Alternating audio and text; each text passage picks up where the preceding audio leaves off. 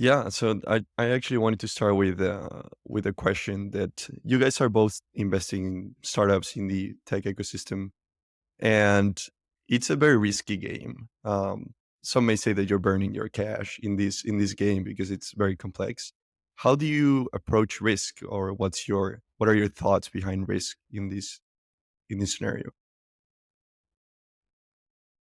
For me, it's a matter of diversity, diversifying my investments. So that's why I kind of do my thing by being an LP in some funds where I trust the process, I trust their pipeline generation, and I trust their investment thesis.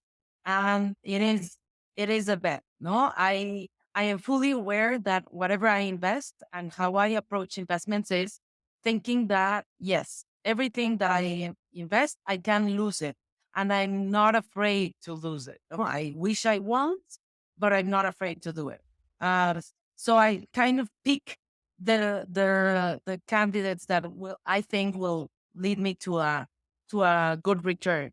And in terms of my investments, the ones that I do personally, what I try to do is actually also diversify. You know, try to pick from different industries, from different track records, from different backgrounds, and I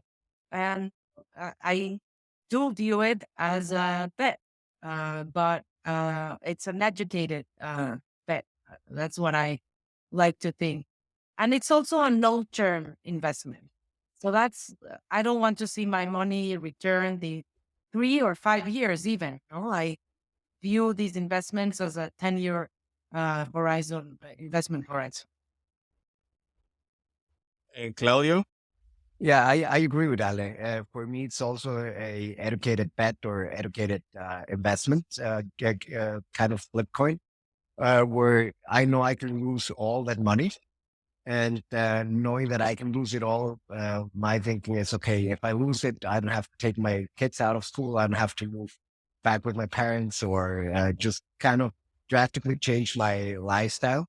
Uh, so that's the first thing. Then also I try to be very diversified in terms of the number of startups that I invest in.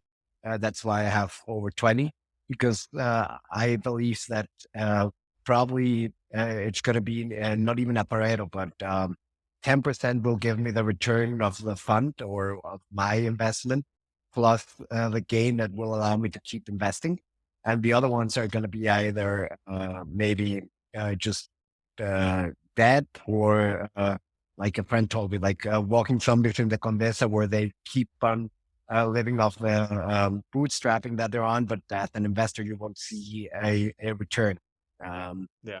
and the second thing I figured out also is that if you invest in a very early stage, like Ali and myself do, you need to have certain control of what's happening with the company when bad times arrive. So rather than just praying that entrepreneurs will be able to solve the problem, you have to be that support where they can come to you and ask for advice, for a network connection that will help them, I don't know, get a loan or get us a deal that will allow them to keep afloat while they'll still figure out what the next steps are.